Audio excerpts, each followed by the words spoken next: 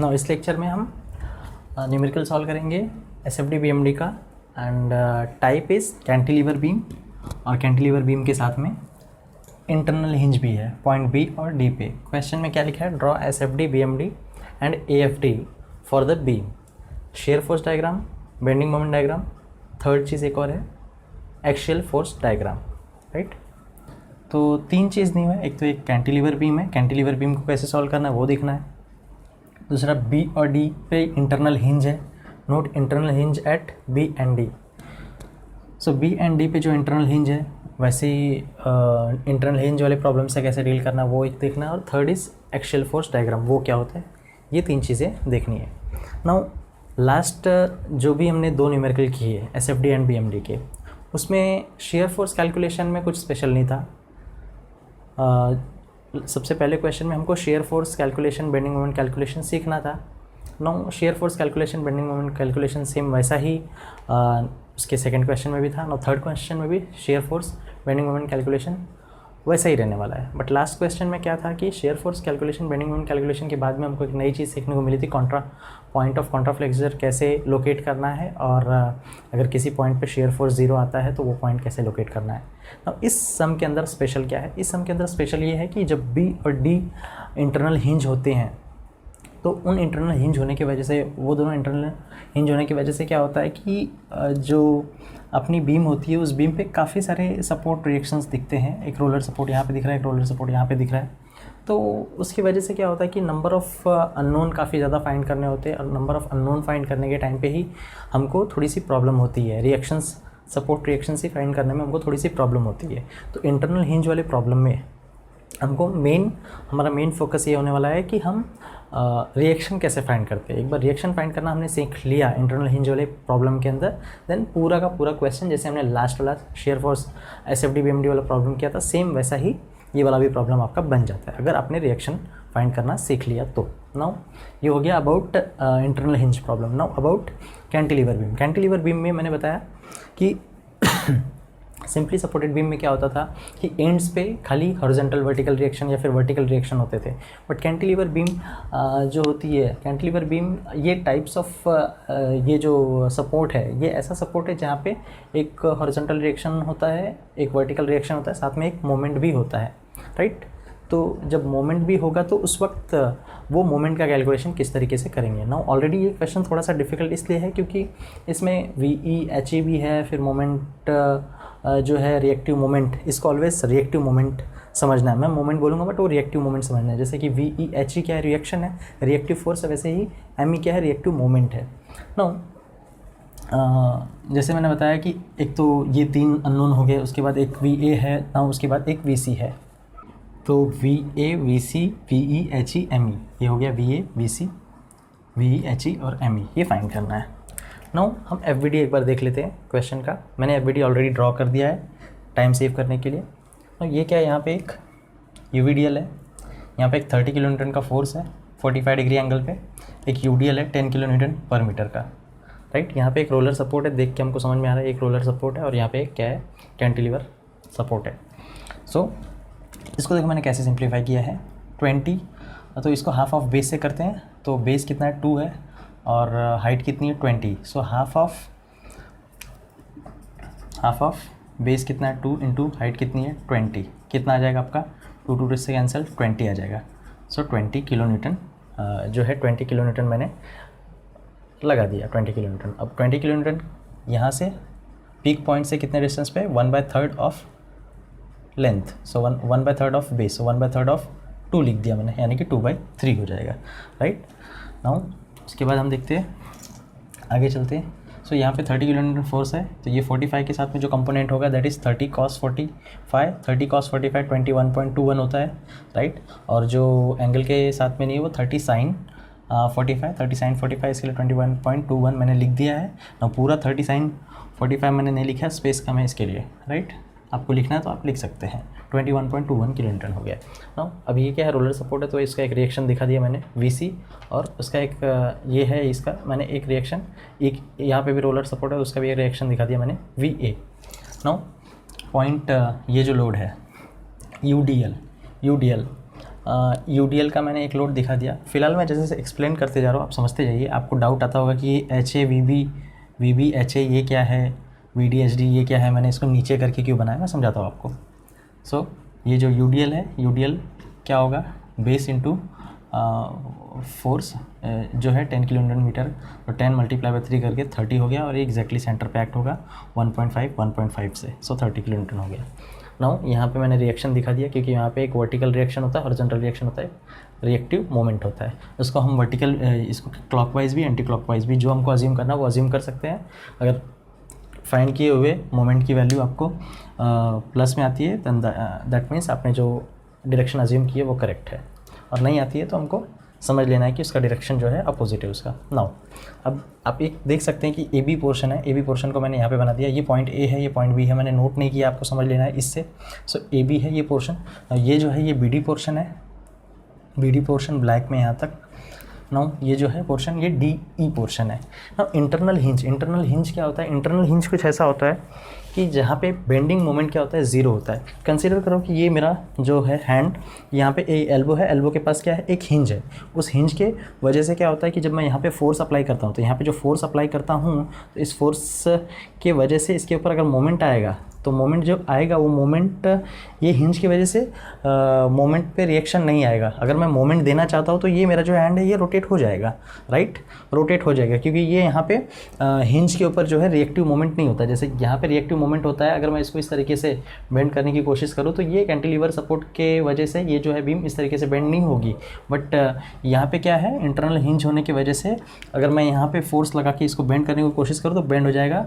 तो ये होता है इंटरनल हिंज पे बेंडिंग मोमेंट ज़ीरो होता है, क्योंकि वो बेंडिंग मोमेंट को रेजिस्टेंस नहीं देता है। ओनली अगर मैं यहाँ पे फोर्स लगा के इसको ऊपर दबाने की कोशिश करूँ तो ये क्या करेगा, यहाँ का जो जॉइंट है वो जॉइंट इसके ऊपर भी फोर्स ट्रांसफ़र करेगा ऊपर की तरफ। अगर मैं नीचे करूँ तो ये भी नीचे की तरफ आएगा, राइट। तो ये जो हिंज होते हैं वो खाली हॉरिजॉन्टल वर्टिकल रिएक्शन देते हैं, लेकिन वो जो है बेंडिंग मोमेंट, वहाँ पे बेंडिंग मोमेंट यानी कि मोमेंट जो रहता है वो मोमेंट का रिएक्शन वो लोग नहीं देते हैं। इसके लिए वहाँ पे क्या होता है, बेंडिंग मोमेंट ज़ीरो होता है। नाउ सेम वैसा ही डी के पास भी बेंडिंग मोमेंट ज़ीरो होता है, क्योंकि मुझे रिएक्शंस फाइंड करने में आसानी होगी।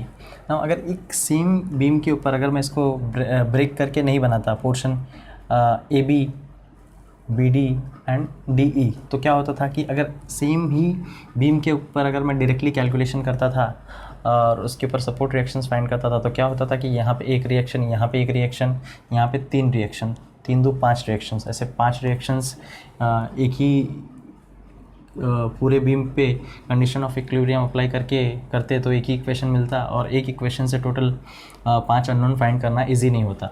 तो इंटरनल हिंज होने की वजह से क्या होता है कि हमको एक फैसिलिटी मिल जाती है कि इंटरनल हिंज तो पर्पस तो अलग होता है इंटरनल हिंज रखने का, लेकिन हमको न्यूमेरिकल सॉल्व करने में एक फैसिलिटी ये मिल जाती है कि हमको पता होता है कि पॉइंट बी पे जो है बेंडिंग मोमेंट ज़ीरो होता है।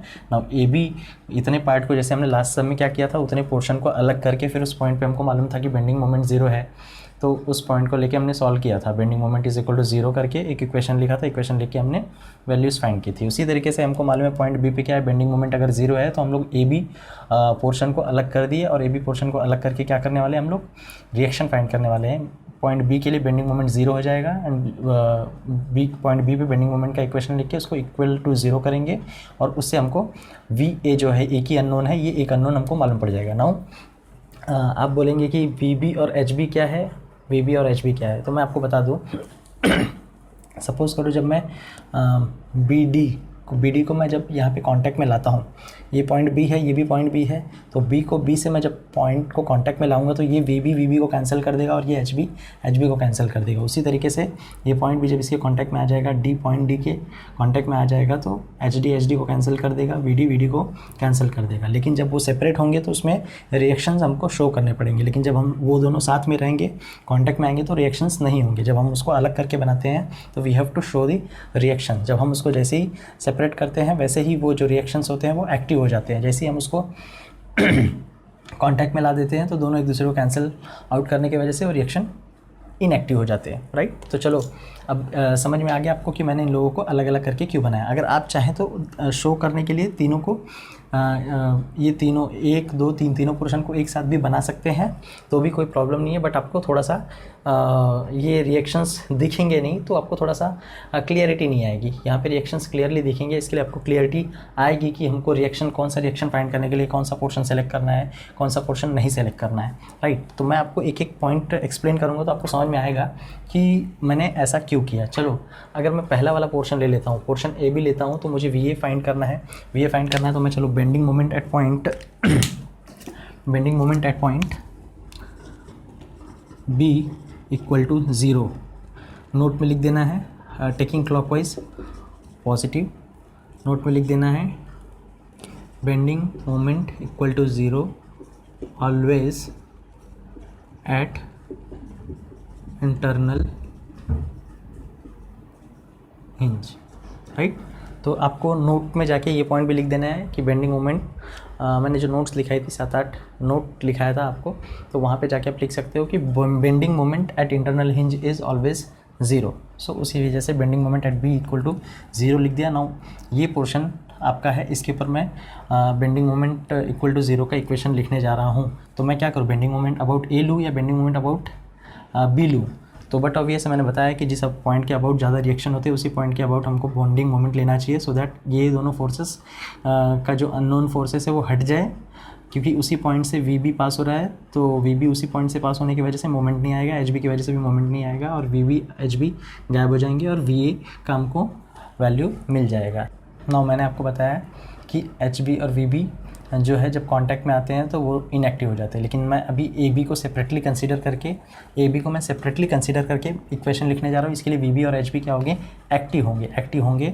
तो हम क्या करेंगे, bending moment at point B के अबाउट ले लेंगे, so that H B V B गायब हो जाए, हमको वी ए का जो है वैल्यू मिल जाए। सो लिखते हैं बेंडिंग मोमेंट, यहाँ पे कंसिडर करते हैं पॉइंट बी, और पॉइंट बी के यहाँ पे एक फोर्स कौन सा है, वी ए है। वी ए की वजह से मोमेंट कैसा आएगा, clockwise. So considering clockwise positive, सो वी ए पहले मैं प्लस लिख देता हूँ, right. So plus V A into distance कितना है टोटल, 2 मीटर। ओके, नाउ ये 20 किलोन्यूटन फोर्स कहाँ से आया मैं बता दिया आपको। सो 20 किलोन्यूटन डाउनवर्ड है, डाउनवर्ड फोर्स की वजह से मोमेंट कैसा आएगा, एंटी क्लॉकवाइज की वजह से यहाँ पे मैं माइनस लिख देता हूँ पहले, और 20 इंटू ये क्या है, 2/3 है। और ये 2/3 कैसे आपको पता है, क्योंकि ये यहाँ से 1/3 डिस्टेंस ऑफ लेंथ होता है, तो 1/3 ऑफ 2 हो जाएगा, सो 2/3 हो जाएगा ये। नाउ इक्वल टू क्या करना है हमको, बस एक फोर्स दो ही फोर्स है, इक्वल टू 0 करेंगे। सो वी ए इस तरफ रहेगा, 20 इस तरफ जाने के बाद 20 से मल्टीप्लाई 40 डिवाइड बाई 3। सो आपको जो वी ए की वैल्यू आती है, सो वी ए कैलकुलेट कीजिए। वी ए कैलकुलेट करने के बाद में आपको जो वैल्यूज़ मिलती है वी ए की, that is 6.67 kilo Newton. Answer आपको पॉजिटिव में आया, इसके लिए अपवर्ड डायरेक्शन होगा, राइट। नाउ हमने वी ए फाइंड कर लिया, अब क्या फाइंड करना है हमको,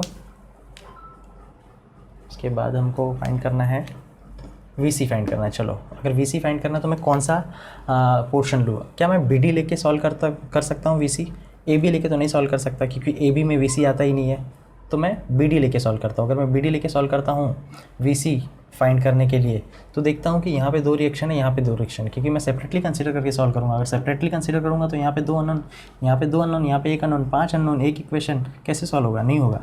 यानी कि मैं बी डी लेके सॉल्व नहीं कर सकता। क्या मैं डी ई लेके सॉल्व कर सकता हूँ, डी ई लेके सॉल्व करूँगा तो अगेन डी में वी सी आता ही नहीं है। क्या मैं बी डी ई लेके सॉल्व कर सकता हूँ, बी डी ई लेके सॉल्व करूँगा तो क्या होगा कि यहाँ पे 2 अननोन रहेगा ऑलरेडी, फिर यहाँ पे 3 अननोन, काम होगा हमारा, नहीं होगा।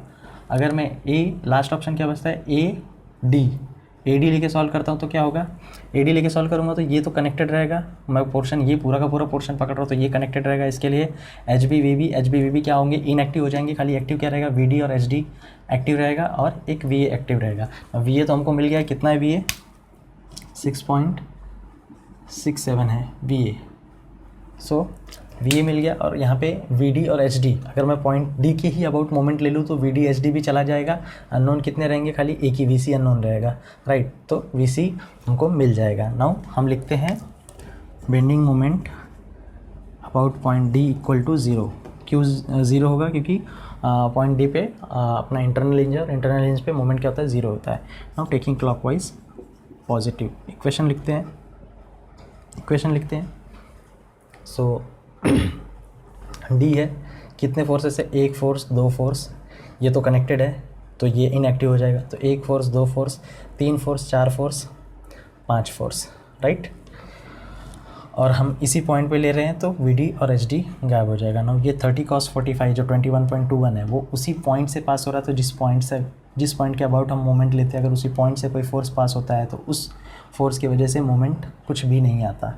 इसीलिए टोटल फोर्सेस कितने हुए, 1 2 3 4 5 फोर्सेस हुए। इन 5 फोर्सेस की वजह से डी के अबाउट हम मोमेंट निकालने जा रहे हैं। नाउ सबसे पहला फोर्स लेते हैं V A.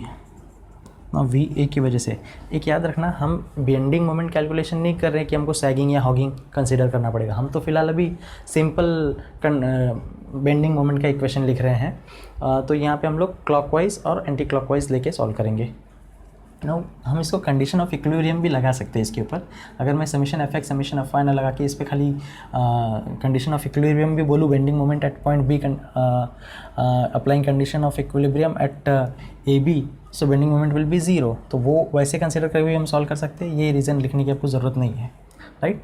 So bending moment at point D, bending moment at point D पे फोर्स वी ए है। वी ए की वजह से कैसा मोमेंट आने वाला है, वी ए पॉइंट डी है, ये पॉइंट डी, तो ये वी ए लगे तो क्या होएगा, क्लॉकवाइज। क्लॉक आएगा तो यहाँ पे मैं पहले प्लस लिख देता हूँ।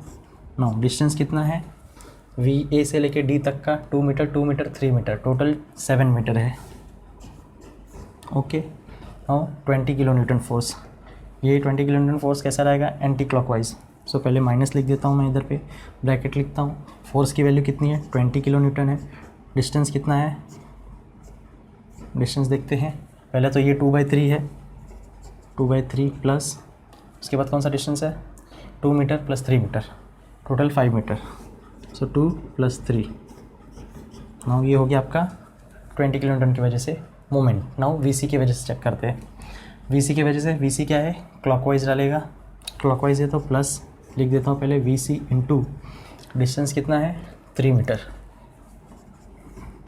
नाउ लास्ट एक ये फोर्स है 21.21, तो 21 की वजह से कितना आएगा, एंटी क्लॉकवाइज, माइनस लिख देता हूँ पहले, इंटू 21.21, डिस्टेंस कितना, वही 3, नाउ 30 किलो न्यूटन। ये जो इसका सिंप्लीफिकेशन पॉइंट लोड है 30 kilo newton. 30 kilo newton load 1.5 पे एक्ट हो रहा है, कैसे करेगा, anti clockwise minus 30 into 1.5 equal to 0, right. Now देखते हैं, ये सारी तो वैल्यूज़ हैं, इन सारी वैल्यूज़ को आप कैलकुलेट कर सकते हो।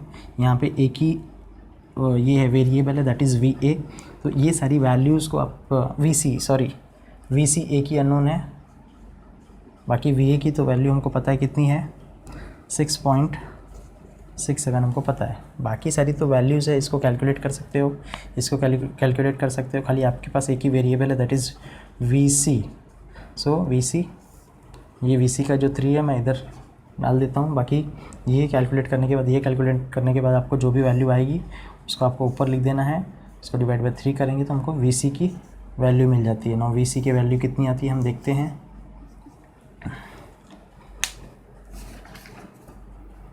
वी सी की वैल्यू जो आती है आपको 58.43 kilo Newton, 58.43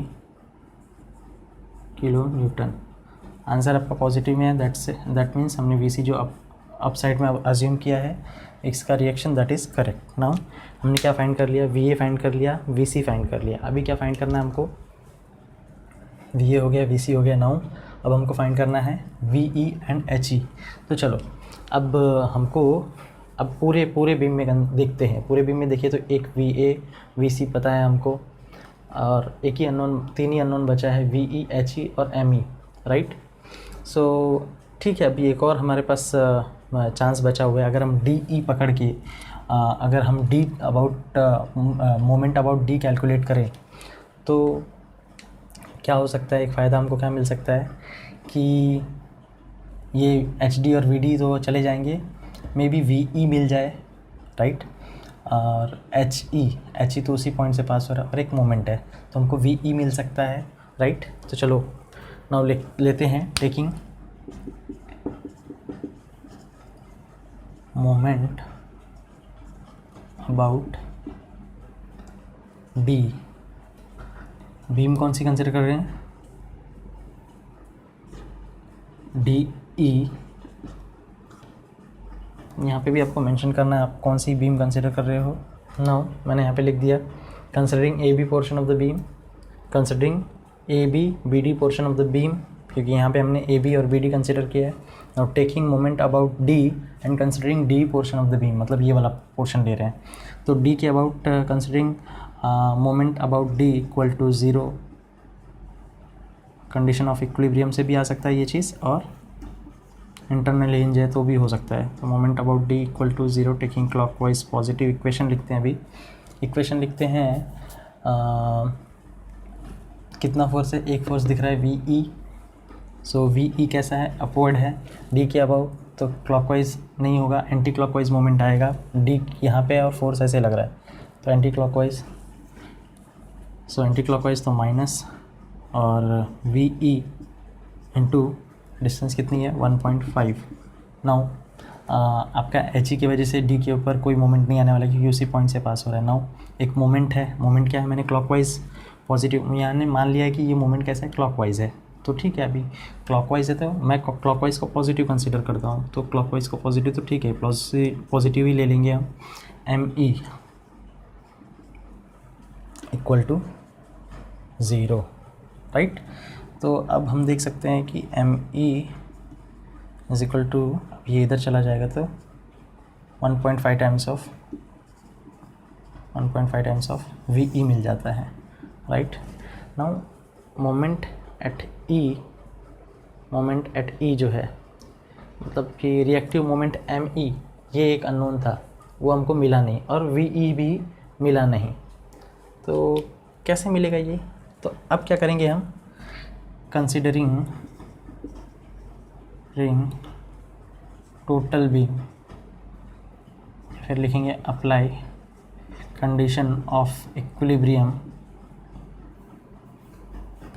on complete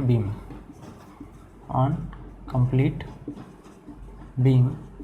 so चलो समीशन एफ एक्स अप्लाई करता हूँ मैं। अगर समीशन एफ एक्स अप्लाई करता हूँ इक्वल टू 0, तो लेफ्टवर्ड पॉजिटिव, राइटवर्ड नेगेटिव। तो एक ही फोर्स है यहाँ पे लेफ्टवर्ड, दैट इज़ 21.21। तो ये पॉजिटिव है तो एक पॉजिटिव को इक्वल टू के इस तरफ रखता हूँ, और नेगेटिव एच ई दिख रहा है, एच ई लेफ्टवर्ड है तो एच ई को इक्वल टू के उस तरफ डाल देता हूँ। तो मेरे को यहाँ से एच ई की वैल्यू मिल गई 21.21। आंसर पॉजिटिव में आया है, दैट मीन्स मैंने जो ये लेफ्ट साइड कंसिडर किया है वो करेक्ट है। नाउ अब समीशन एफ वाई अप्लाई करता हूँ। Summation F Y equal to 0, किसमें, portion applying condition of equilibrium on complete beam, that is A to E, right. Now कितने फोर्सेस अपोर्ड हैं, वी ए है। नाउ अगर हम कंप्लीट पोर्शन पकड़ेंगे तो ये H B V B H D V D नहीं आएगा, तो वी ए एक फोर्स अपोर्ड है, वी सी है, नो वी ई है। So V A plus we C plus V E total equal to के इस तरफ ले लिया, सारे प्लस थे, अपवर्ड फोर्सेस पॉजिटिव है तो डाउनवर्ड फोर्सेस 21 दिख रहा है, देन 21.21 है। हाँ, इक्वल टू के इस तरफ आ जाए तो प्लस ही होगा 0.21।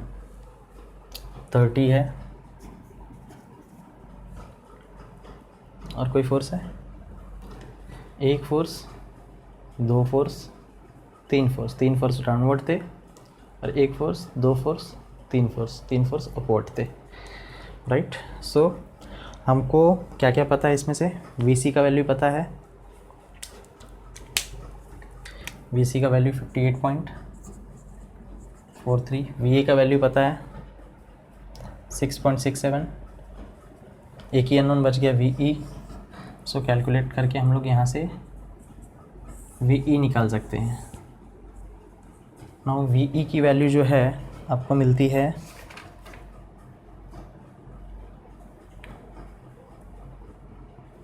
6.11 kilo Newton, 0.11 kilo newton. Now answer positive आया है, इसके लिए जो अपवर्ड डायरेक्शन हमने कंसिडर किया वो करेक्ट है। सो VE मिल गया। नाउ ये VE की वैल्यू हम कहाँ पुट कर सकते हैं, यहाँ पुट कर सकते हैं। तो VE की वैल्यू यहाँ पुट करके हमको ME कितना मिल जाएगा, 1.5 टाइम्स ऑफ 6.11। तो आपको जो आंसर आता है दैट इज़ 9.165। नाउ ME की वैल्यू हमको मिल गई पॉजिटिव में, दैट मीन्स ME जो हमने रिएक्टिव मोमेंट क्लॉकवाइज पकड़ा था वो करेक्ट है, राइट। तो इस तरीके से हमने सारे रिएक्शंस थे, जो भी रिएक्शंस थे सारे के सारे रिएक्शन हमने फाइंड कर लिया। नाउ यही मेन चीज़ था इंटरनल हिंज वाले प्रॉब्लम में, यही मेन चीज़ होती है रिएक्शन फाइंड आउट करना। एक बार हमने रिएक्शन फाइंड आउट कर लिया है तो सारी चीज़ें आगे की सेम ही होने वाली, शेयर फोर्स कैलकुलेशन सेम ही होने वाला, बेंडिंग मोमेंट कैलकुलेशन थोड़ा सा और इजी पड़ जाता है क्योंकि पॉइंट B और D इंटरनल हिंज है, तो वहाँ पे ऑटोमेटिकली हमको बेंडिंग मोमेंट कैलकुलेशन करने की ज़रूरत ही नहीं पड़ती, वहाँ पे बेंडिंग मोमेंट B और D पे 0 हो जाएगा। नाउ फ्री एंड नहीं, इस पोर्शन पे अगर हमको बेंडिंग मोमेंट कैलकुलेट करना है तो ये लास्ट पोर्शन है, लास्ट पोर्शन पे रोलर सपोर्ट है। तो इस तरफ अगर हम देखते हैं तो कोई बीम ही नहीं है, तो कोई बीम नहीं है, बीम का पोर्शन ही नहीं है, तो यहाँ पे क्या हो जाएगा, हमको बेंडिंग मोमेंट 0 मिलेगा। क्योंकि बेंडिंग मोमेंट लगने के लिए क्या होना चाहिए, कोई तो डिस्टेंस होनी चाहिए और फोर्स होना चाहिए, तो डिस्टेंस भी नहीं है फोर्स भी नहीं है, तो bending moment at point A 0 हो जाएगा। नाउ पॉइंट E पे बेंडिंग मोमेंट हमको मिलेगा, ये भी तो एंड पोर्शन है, तो आप ऐसा बोल सकते हैं कि नहीं भाई ये साइड भी तो बीम नहीं है, कोई फोर्स नहीं है, तो वहाँ पे भी तो बेंडिंग मोमेंट 0 होना चाहिए, लेकिन ऐसा नहीं होता है क्योंकि ये कैंटिलीवर बीम है। कैंटिलीवर बीम में क्या होता है कि हम अगर कोई मोमेंट डालते हैं, मोमेंट की वजह से इसको बेंड या रोटेट करने की कोशिश करते हैं तो ये रोटेट नहीं होता है, क्योंकि यहाँ पे एक रिएक्टिव मोमेंट होता है, जो रिएक्टिव मोमेंट इसको बेंड होने से रोकता है। इसीलिए यहाँ पे जो मोमेंट आएगा that will be your ME, and वही ME हमने निकाला है 9.165 क्लॉकवाइज, राइट। सो आपने सारे के सारे जो भी रिएक्टिव फोर्सेस थे, रिएक्टिव फोर्सेस आपने निकाल लिए, और अब शेयर फोर्स कैलकुलेशन करना है और बेंडिंग मोमेंट कैलकुलेशन करना है। So bending moment at point A 0 मालूम पड़ जाएगा, B पे 0 रहेगा, D पे 0 रहेगा, C पे कैलकुलेट करना होगा और E पे कैलकुलेट करना होगा, राइट। सो ये आप इसको नोट कर लीजिए, नोट करके हम again shear force calculation and bending moment calculation करते हैं। So now shear force calculation देखते हैं। शेयर फोर्स कैलकुलेशन मैंने ऑलरेडी कर दिया है to save your time. Now देखते हैं कि इक्वेशन कैसे मैंने लिखा। सो कितने पॉइंट्स है, A B C D E, 1 2 3 4 5 point पे हमको क्या करना है, शेयर फोर्स कैलकुलेशन करना है। नाउ किस किस पॉइंट पे एक्सटर्नल फोर्स नहीं है, पॉइंट A पे है, पॉइंट B पे नहीं है, तो पॉइंट B का लेफ्ट राइट नहीं होगा, राइट। उसके बाद पॉइंट C पे है फोर्स, C का लेफ्ट राइट मैंने लिख दिया है।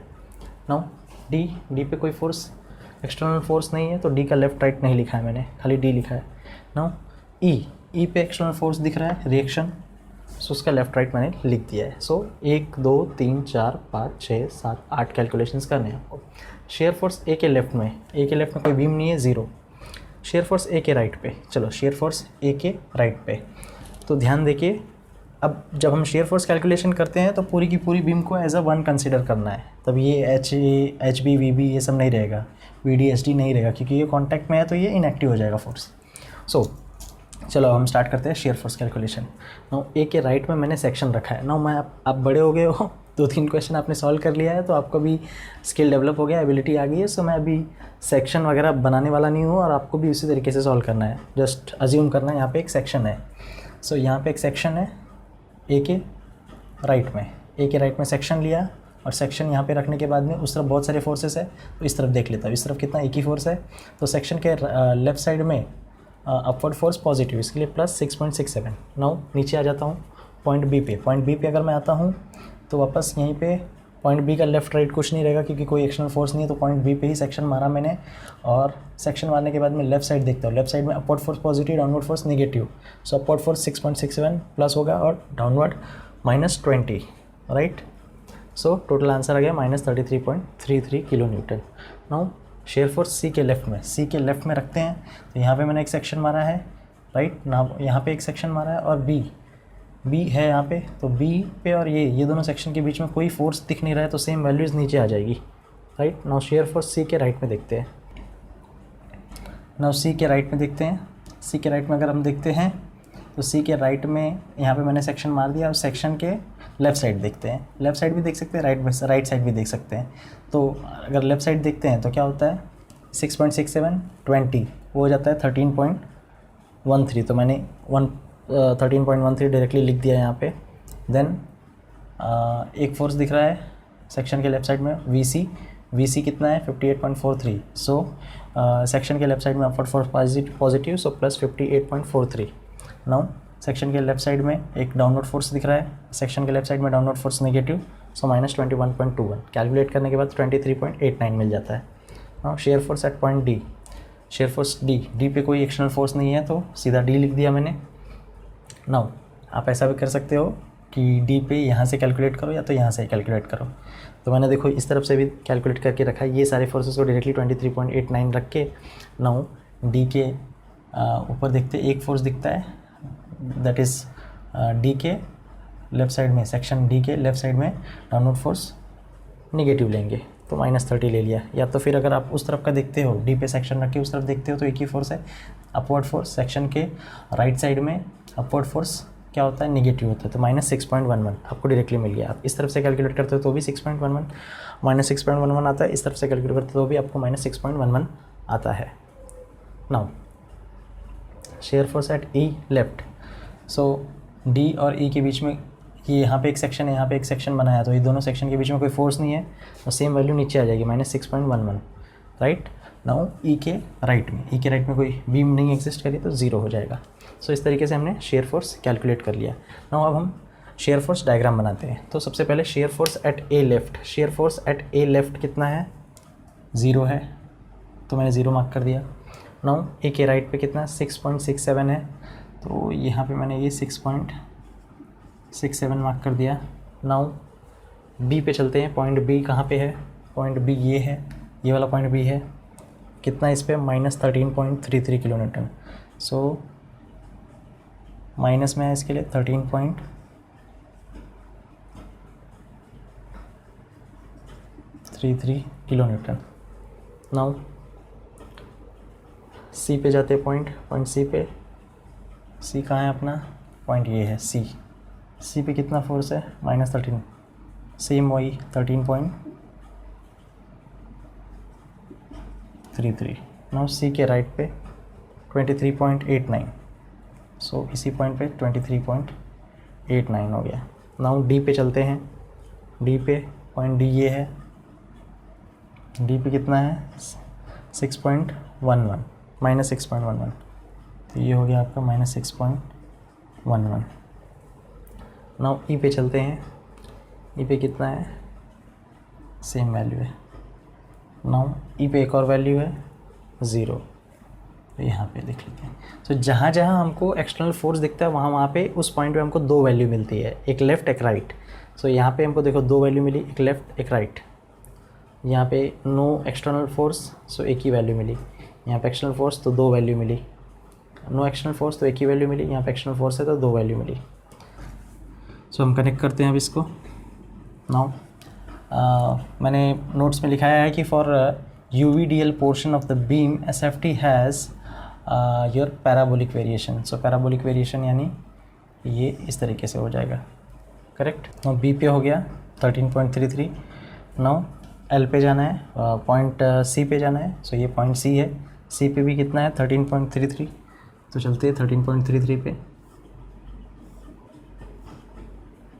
सो यहाँ हो गया। उसके बाद पॉइंट सी पे ही 23.89, सो ये 23.89।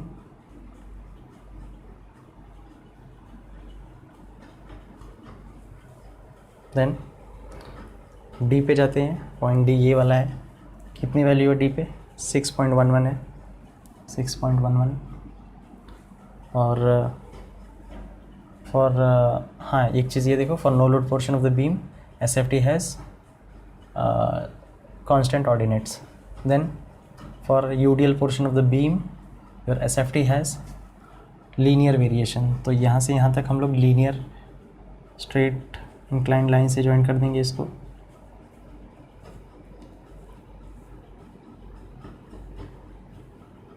उसके बाद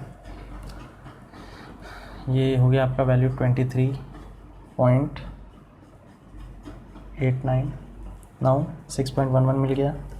नाउ पॉइंट ई पे जाते हैं। ई पे कितना है? अगेन वही सेम वैल्यू है। ये दोनों पॉइंट को कैसे ज्वाइन करेंगे हम लोग? For no load portion SFT has constant ordinates. उसके बाद ये पॉइंट को हम लोग स्ट्रेट इस तरीके से ज्वाइन कर देंगे। सो इस तरीके से हमको शेयर फोर्स डायग्राम मिल गया। नाउ अगर आपको शेयर फोर्स डायग्राम को ये करना है हैचिंग लाइन से, तो आप इसको हैचिंग लाइन कर सकते हैं। सो हमने शेयर फोर्स डायग्राम बना लिया अब तक, और शेयर फोर्स का कैलकुलेशन हो गया। नाउ आप इसको नोट डाउन कर लीजिए, मैं आपको बेंडिंग मोमेंट कैलकुलेशन स्टार्ट करता हूँ। नाउ बेंडिंग मोमेंट कैलकुलेशन देखते हैं। सो बेंडिंग मोमेंट कैलकुलेट करने के लिए मैंने क्या किया, पहले तो बेंडिंग मोमेंट कितने पॉइंट्स पे आने वाला है, कितने पे नहीं आने वाला है। पॉइंट ए पे बेंडिंग मोमेंट नहीं आएगा। क्यों? क्योंकि अगर पॉइंट ए के हम लेफ्ट में देखते हैं तो कोई बीम एग्जिस्ट नहीं करती है। सो पॉइंट ए पे बेंडिंग मोमेंट नहीं आएगा। और पॉइंट बी एक इंटरनल हिंज है, इसके लिए पॉइंट बी पे भी जो बेंडिंग मोमेंट आएगा वो 0 आएगा। पॉइंट डी जो है वो भी इंटरनल हिंज है, वहाँ पे भी बेंडिंग मोमेंट जो आएगा वो 0 आएगा। और पॉइंट सी पे हमको बेंडिंग मोमेंट कैलकुलेट करना पड़ेगा, एंड पॉइंट ई पे हमको बेंडिंग मोमेंट कैलकुलेट करना पड़ेगा। नाउ पॉइंट ई पे, तो पॉइंट ई भी आप बोलेंगे कि नहीं, पॉइंट ई भी जो है लास्ट पॉइंट है, तो यहाँ पे भी बेंडिंग मोमेंट 0 आना चाहिए, क्योंकि उस तरफ तो बीम एग्जिस्ट नहीं करती। बट यहाँ पे रिएक्टिव मोमेंट है, उसकी वजह से आपको बेंडिंग मोमेंट मिलेगा। और रिएक्टिव मोमेंट एक्सटर्नल मोमेंट होने के वजह से, एक रिएक्टिव मोमेंट होने की वजह से इसका लेफ़्ट और राइट हमको दोनों कैलकुलेट करना पड़ेगा पॉइंट ई पे बेंडिंग मोमेंट। और पॉइंट ए पे जो है, पॉइंट ए पे कोई एक्सटर्नल मोमेंट नहीं दिख रहा है, इसके लिए पॉइंट ए पे खाली एक ही पॉइंट कैलकुलेट करना पड़ेगा, खाली उसी के सेक्शन पे, इसका कुछ लेफ्ट राइट नहीं होगा। सो बेंडिंग मोमेंट पॉइंट ए 0 हो गया, बेंडिंग मोमेंट पॉइंट बी पे इंटरनल हिंज 0 हो गया, बेंडिंग मोमेंट पॉइंट सी पे कैलकुलेट करेंगे। बेंडिंग मोमेंट पॉइंट सी पे कैलकुलेट, यहाँ पे सेक्शन रखेंगे।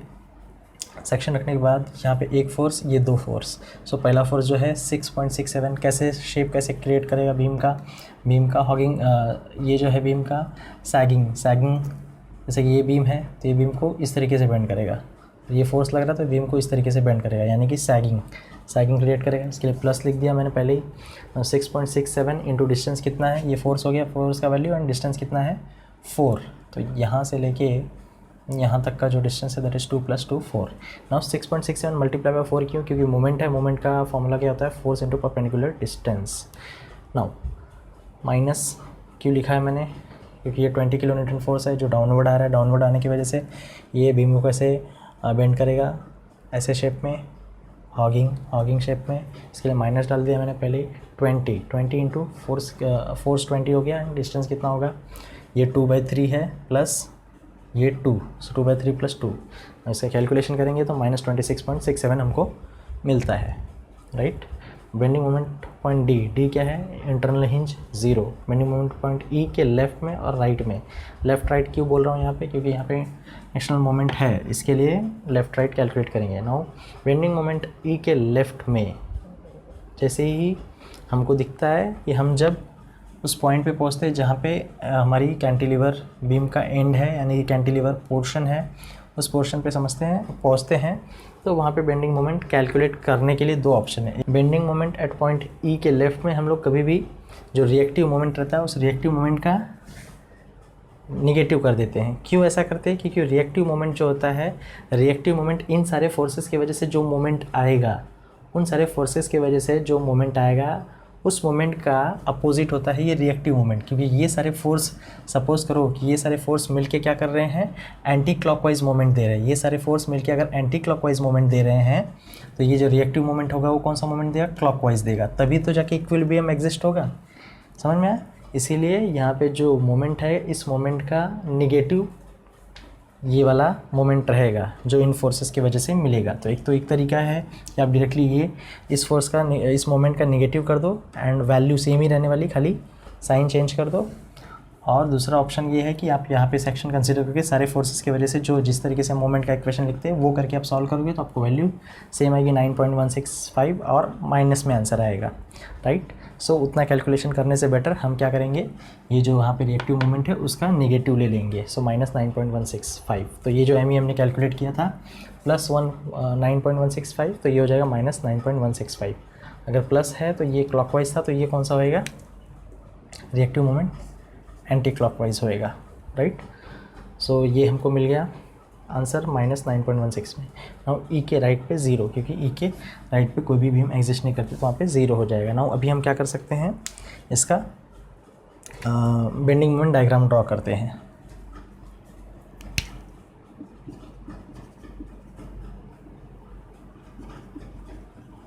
सो ए पे कितना बेंडिंग मोमेंट, पॉइंट ए पे 0, पॉइंट बी पे कितना है 0।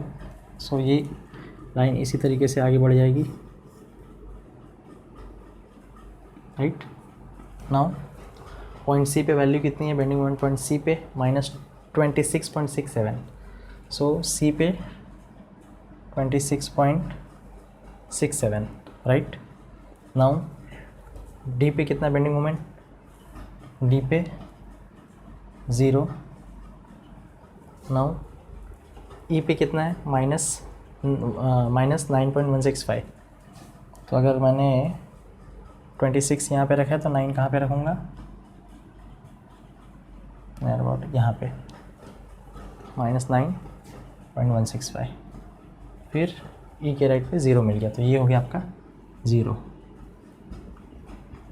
और ये वैल्यू जो है आपकी 26.67।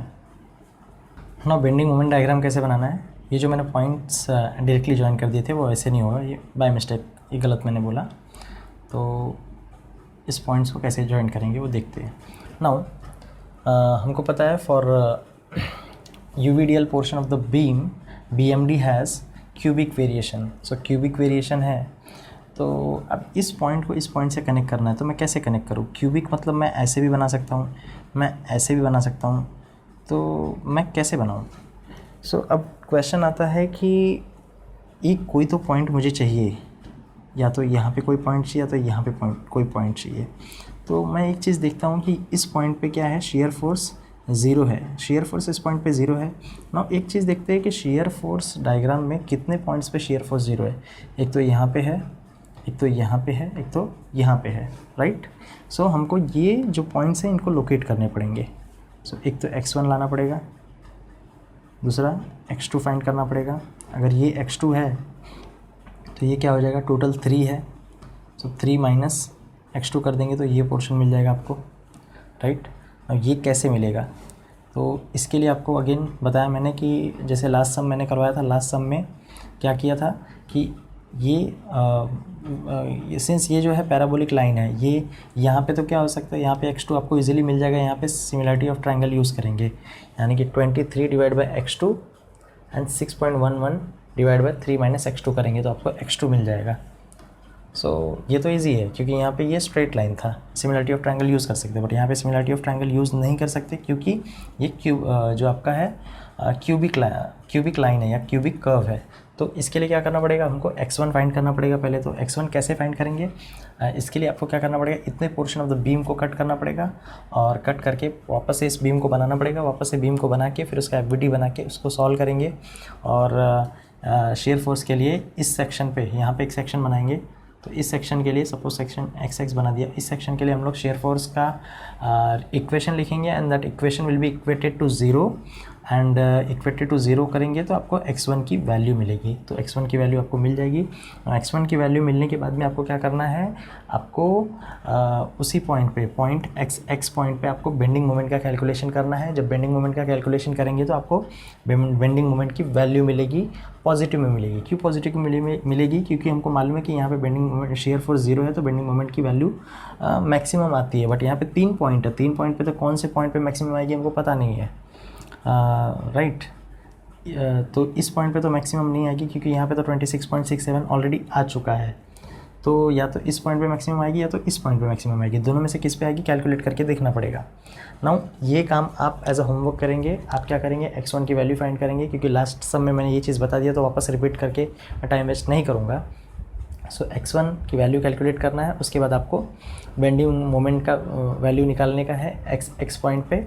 सो बेंडिंग मोमेंट की वैल्यू पॉजिटिव में ही आएगी क्योंकि ये पॉइंट पे शेयर फोर्स 0 है, तो मैं कंसिडर करता हूँ कि ऊपर से कर्व जाएगा, राइट। अगर ऊपर से ये कर्व इस तरीके से जाता है तो इस पॉइंट की वैल्यू आपको कैलकुलेट करनी होगी, राइट। नाउ अब मैं इस पॉइंट को कैसे ज्वाइन करूँगा, क्योंकि ये पोर्शन जो है नो लोड पोर्शन है, तो no load portion of the beam your BMD has linear variation. Linear variation मतलब इसको मैं स्ट्रेट लाइन से ज्वाइन कर दूँगा, राइट।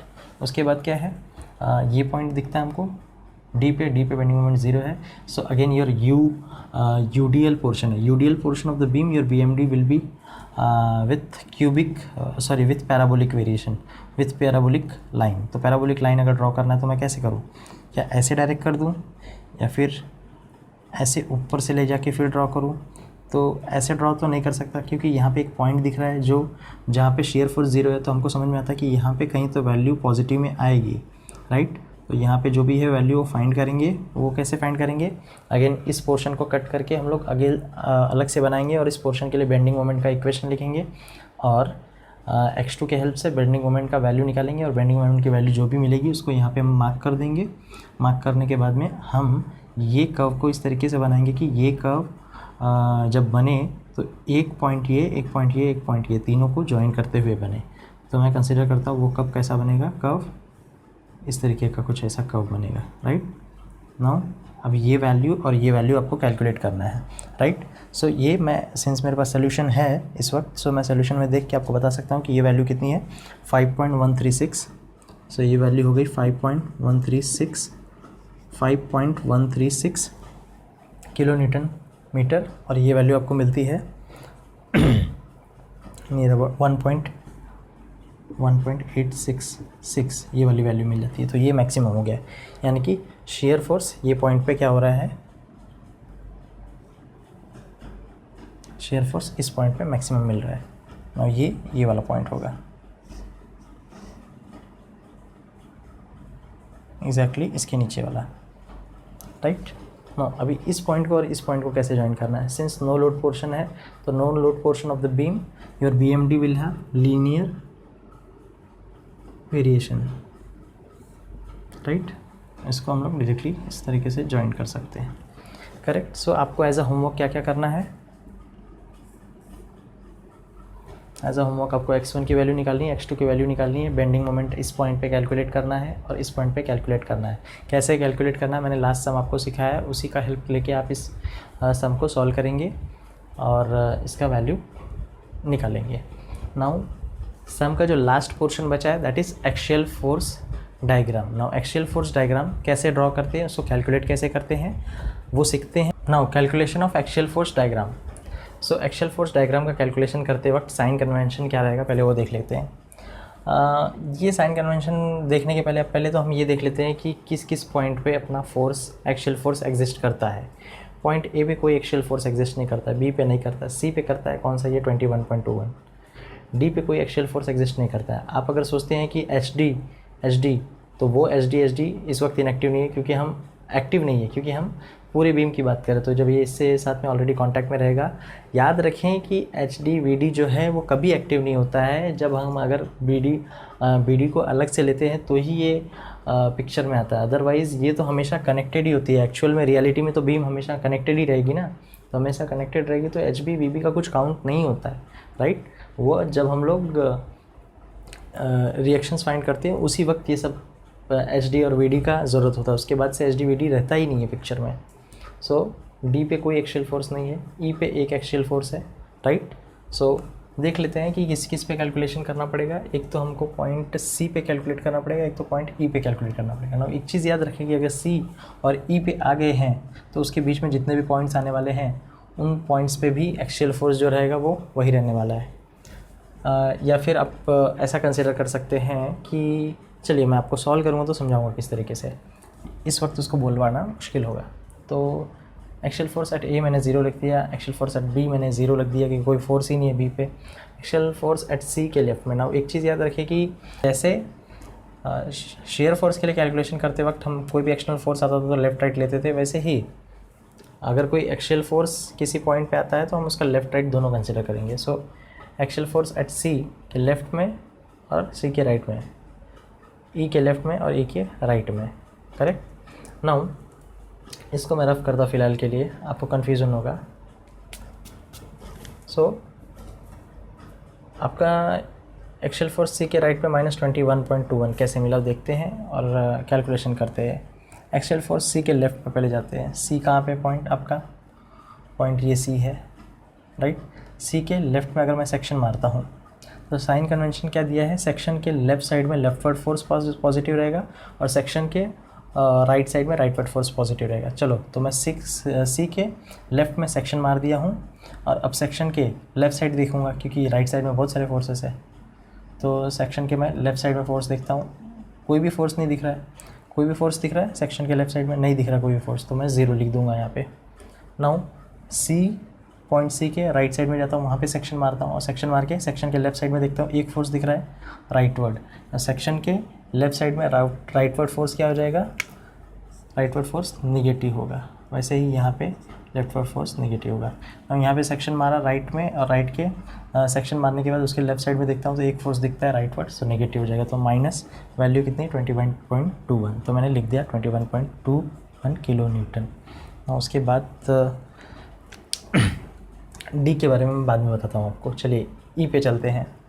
पॉइंट ई पे जब जाते हैं हम तो पॉइंट ई के लेफ़्ट पे रखते हैं हम सेक्शन। पॉइंट ई के लेफ़्ट पे सेक्शन रखेंगे और राइट साइड में देखेंगे। सेक्शन ई के लेफ़्ट में सेक्शन रख के सेक्शन के राइट साइड में देखेंगे एक फोर्स दिख रहा है H E, that is in leftward direction.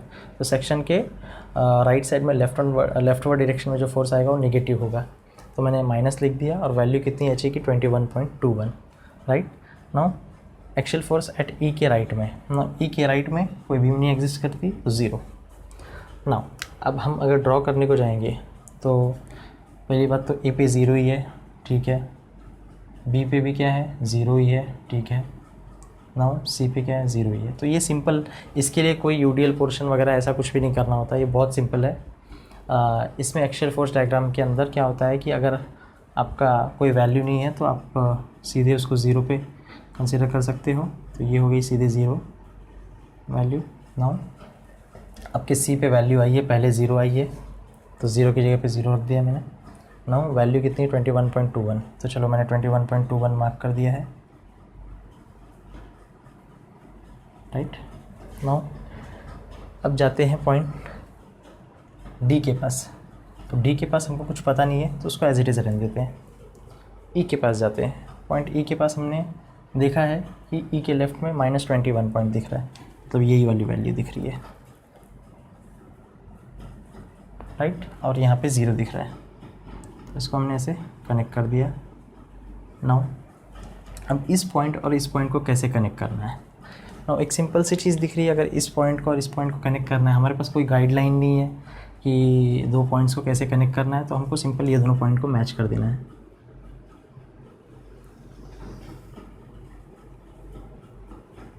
ये हो गया आपका एक्शियल फोर्स डायग्राम। यहाँ पे इसकी वैल्यू लिख देनी है आपको, -21.21 -21.21, राइट। सो अब एक चीज़ आपको मैं बताता हूँ डी के बारे में। अगर इस पॉइंट की बात करें, सी पॉइंट की बात करें, तो सी पे एक्शियल फोर्स एक्ट तो हो रहा है, राइट। ई पे एक्शियल फोर्स एक्ट तो हो रहा है। नाउ वही दो फोर्स एक दूसरे को बैलेंस कर रहे हैं, तो वही फोर्स का इफेक्ट डी पे भी आएगा, तो इसीलिए डी पे भी हमने सेम ऑर्डिनेट्स रखे हुए हैं, राइट। सो इस तरीके से हमने एक्शियल फोर्स डायग्राम भी सीख लिया, एक्शियल फोर्स डायग्राम भी सीख लिया और एक्शियल फोर्स का कैलकुलेशन भी करना सीख लिया। नाउ अब जितने टाइप के न्यूमेरिकल्स हो सकते थे एसएफडी बीएमडी के लिए, उतने टाइप के मैंने न्यूमेरिकल करा दिए आपको। और अगेन मैं आपको बोलूँगा कि ये सारे बेसिक क्वेश्चंस हैं, आपको प्रैक्टिस करने के लिए और भी सम्स करने पड़ेंगे।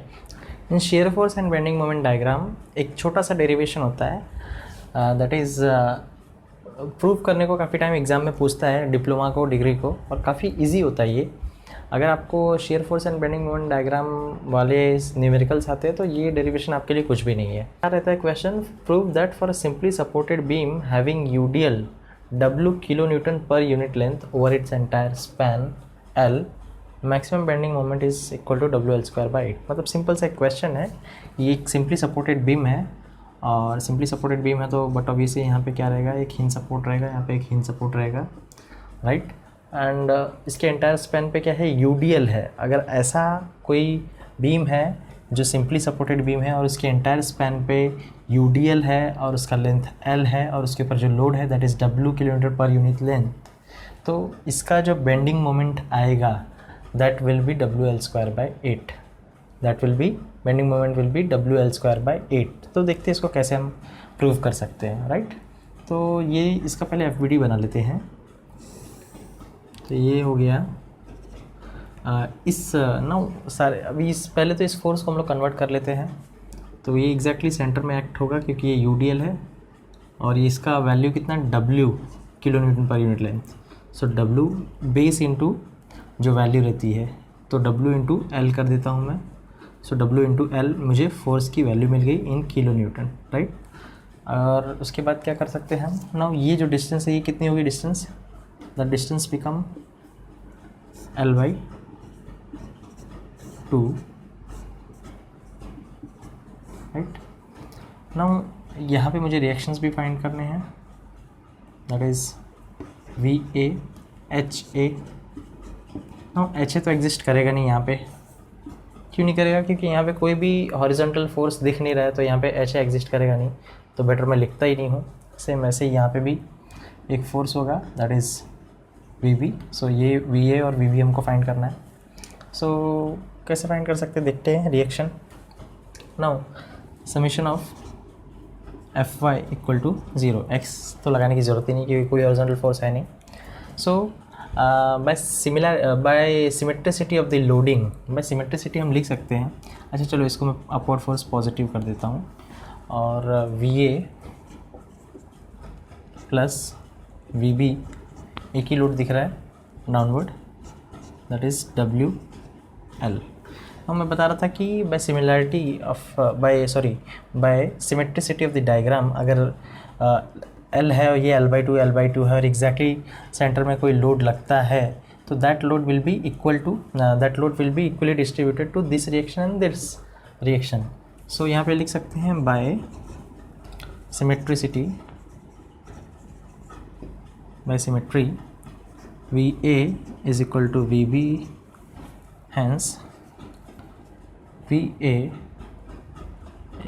की जगह पे मैं VB की जगह पे VA रख देता हूँ equal to WL। So 2VA equal to WL। So VA equal to WL/2 as VA is equal to VB। So आपका VB भी जो हो जाएगा WL/2 हो जाएगा। सो VA और VB दोनों WL/2 हो जाएगा। सो इसको भी मैंने लिख दिया WL/2 और इसको भी मैंने क्या लिख दिया WL/2 ना। ये हो गया आपका FBD। शेयर फोर्स डायग्राम बनाते हैं इसके लिए हम।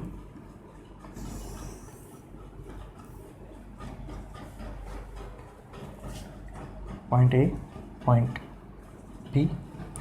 सो शेयर फोर्स कैलकुलेशन कैसे करेंगे, share force calculation point A के लेफ्ट में कोई पार्ट नहीं है तो यहाँ पे शेयर फोर्स 0 ही हो जाएगा। Then shear force at A के राइट में, तो शेयर फोर्स A के राइट में जब आते हैं हम तो यहाँ पे सेक्शन मारते हैं। सेक्शन के लेफ्ट साइड में देखते हैं, सेक्शन के लेफ्ट साइड में एक ही फोर्स है WL/2। सेक्शन के लेफ्ट साइड में अपवर्ड फोर्स पॉजिटिव, सो WL/2 हो गया। नाउ पॉइंट B पे जाते हैं, shear force eight point B के लेफ्ट पे देखते हैं। सो यहाँ पे लेफ्ट पे मैंने सेक्शन रखा और सेक्शन के राइट साइड में देखता हूँ। सेक्शन के राइट साइड में एक ही फोर्स दिख रहा है WL/2 दैट इज़ VB। तो सेक्शन के राइट साइड में upward force is negative WL/2। Now shear force point B पे क्या हो जाएगा, B के राइट पे क्या हो जाएगा, 0 हो जाएगा। नाउ यहाँ पे अगर मैं 0 ले लेता हूँ, यहाँ पे मैं अगर 0 ले लेता हूँ तो यहाँ पे आपको वैल्यू किस में मिलती है, प्लस में मिलती है। तो मान लीजिए ये आपका WL/2 हो गया और ये यहाँ पे आपकी वैल्यू माइनस में आती है, तो सेम डिस्टेंस ये हो गया आपका WL/2। Now for UDL portion of the beam SFT has a linear variation. Now एक चीज़ को याद रखना है कि इस पॉइंट को और इस पॉइंट को हम कैसे कनेक्ट करेंगे, 0 WL/2 0 WL/2। तो ये पॉइंट और ये पॉइंट को कैसे कनेक्ट करेंगे, हम कनेक्ट करेंगे बाय लीनियर वेरिएशन, मतलब एक इंक्लाइन लाइन से हम इसको कनेक्ट करेंगे। हम इंक्लाइन लाइन को कनेक्ट करते टाइम हमको एक ध्यान देना है कि ये वैल्यू भी WL/2, ये वैल्यू भी WL/2 है। तो बाय सिमिलरिटी ऑफ ट्रायंगल ये जो आपका ये जो लाइन कट करनी चाहिए वो इस लाइन को एग्जैक्टली मिड पे कट करनी चाहिए, राइट। तो आप ऐसा कंसीडर करके चलिए कि ये एग्जैक्टली मिड पे कट कर रही है, राइट। तो ये एग्जैक्टली मिड पे आपके उसने कट किया। सो यहाँ पे देख रहे हैं कि अब अगर यहाँ पे शेयर फोर्स 0 है तो बट ऑब्वियस है कि जब मैं बेंडिंग मोमेंट डायग्राम बनाऊँगा तो बेंडिंग मोमेंट डायग्राम बनाते टाइम क्या होगा कि इस पॉइंट पे हमको बेंडिंग मोमेंट क्या मिलेगा, मैक्सिमम मिलेगा। सो बेंडिंग मोमेंट कैलकुलेशन करते हैं। बेंडिंग मोमेंट कैलकुलेशन कैसे करेंगे, तो आप जस्ट इसको नोट कर लीजिए, मैं रफ़ कर देता हूँ। ये पोर्शन मैं रफ़ कर देता हूँ, आप नोट कर लीजिए।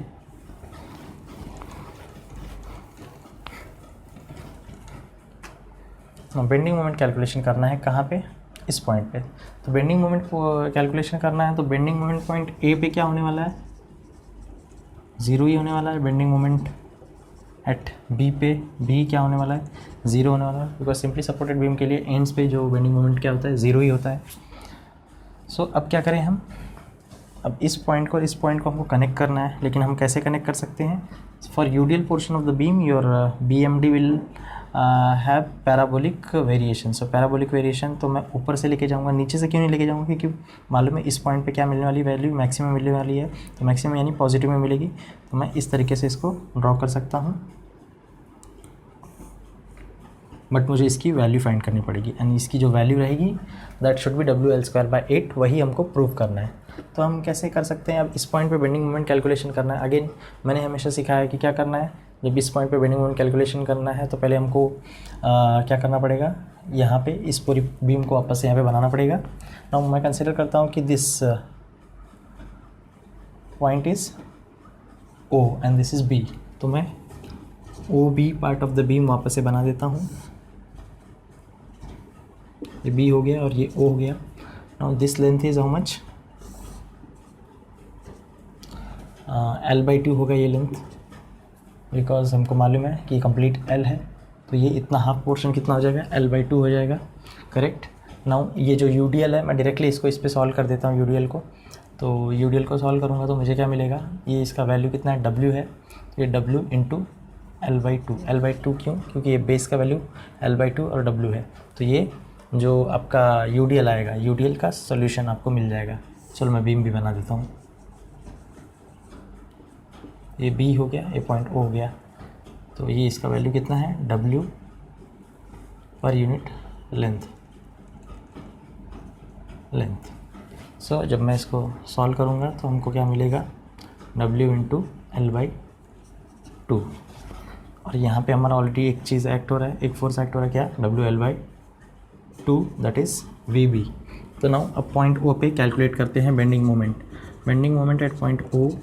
तो यहाँ पे हम सेक्शन रखते हैं, यहाँ पे सेक्शन रखेंगे तो क्या होगा, एक फोर्स ये दिख रहा है, एक फोर्स ये दिख रहा है, इसकी वजह से क्या क्रिएट होगा, हॉगिंग क्रिएट होगा। तो माइनस फोर्स कितना है, WL/2 है फोर्स, एंड यहाँ से यहाँ तक का डिस्टेंस कितना होगा, ये एग्जैक्टली सेंटर पे एक्ट हो रहा है, तो ये डिस्टेंस कितनी हो जाएगी, L/4, और ये भी कितनी हो जाएगी, L/4, right. So multiply by L/4 कर देता हूँ मैं इसको, राइट। नाउ ये फोर्स क्या करेगा, सैगिंग क्रिएट करेगा, तो मैं इसको प्लस लिख देता हूँ। और वैल्यू कितनी है फोर्स की, WL/2, डिस्टेंस कितना है, L/2, राइट। नाउ प्लस वाले को मैं आगे लेता हूँ, 2 2 जा WL²/4 हो जाएगा, माइनस ये WL²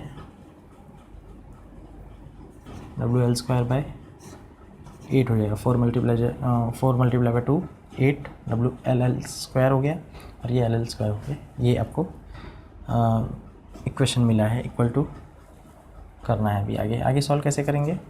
हम देख सकते हैं 8 इधर पे मल्टीप्लाई करेंगे, WL² 8 WL² minus 4 WL², 8 multiply by 4 32 हो जाएगा।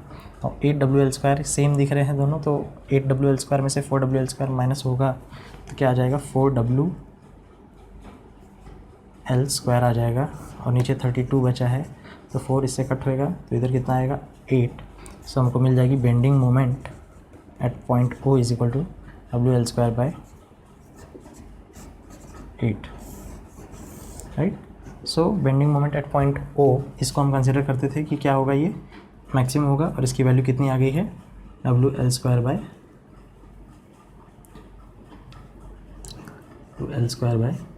8। Hence we can prove that कि जिस पॉइंट पे शेयर फोर्स 0 होता है वही पॉइंट पे बेंडिंग मोमेंट मैक्सिमम होता है एंड बेंडिंग मोमेंट की वैल्यू मिल गई है WL² by 8। Hence we can write prove that maximum bending moment for UDL portion of the beam, for UDL simply supported UDL beam WL² by 8 maximum bending moment। so ये हमने prove कर लिया।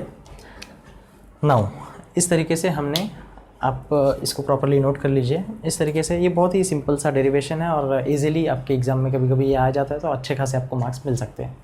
सो इस तरीके से हमने SFD BMD प्रॉपरली कंप्लीट कर लिया है। नाउ इसके बाद वाला जो टॉपिक मैं स्टार्ट करने वाला हूँ that is moment of inertia. Now moment of inertia में 2 मोमेंट ऑफ इनर्शिया होती है, तो हम लोग जो स्टार्ट करने वाले हैं वो area moment of inertia start करने वाले हैं। Now area moment of inertia, ये जो मोमेंट ऑफ इनर्शिया चैप्टर है ये इतना इंपॉर्टेंट चैप्टर है कि ये सिविल इंजीनियरिंग के लिए भी थ्योरी ऑफ स्ट्रक्चर्स में जब हम डिज़ाइन वगैरह करते हैं DSS में जाते हैं तो वहाँ पे भी हमको मोमेंट ऑफ इनर्शिया का कंसेप्ट बहुत ज़्यादा लगता है। और moment of inertia for C section I beam, different beams के लिए हमको मोमेंट ऑफ इनर्शिया कैलकुलेट करना बहुत इंपॉर्टेंट होता है for civil engineering also and for mechanical engineering also. जब हम मैकेनिकल इंजीनियरिंग में डिज़ाइन के उसमें जाते हैं तो वहाँ पे भी हमको एरिया मोमेंट ऑफ इनर्शिया का बहुत इंपॉर्टेंस लगता है। और एरिया मोमेंट ऑफ इनर्शिया हमको सीखने के बाद ही आगे के जो चैप्टर्स है जैसे कि बेंडिंग स्ट्रेसेस इन बीम, शेयर स्ट्रेसेस इन बीम, ये सारे टॉपिक्स को आप सॉल्व कर पाओगे अगर आपको मोमेंट ऑफ इनर्शिया आता है तो।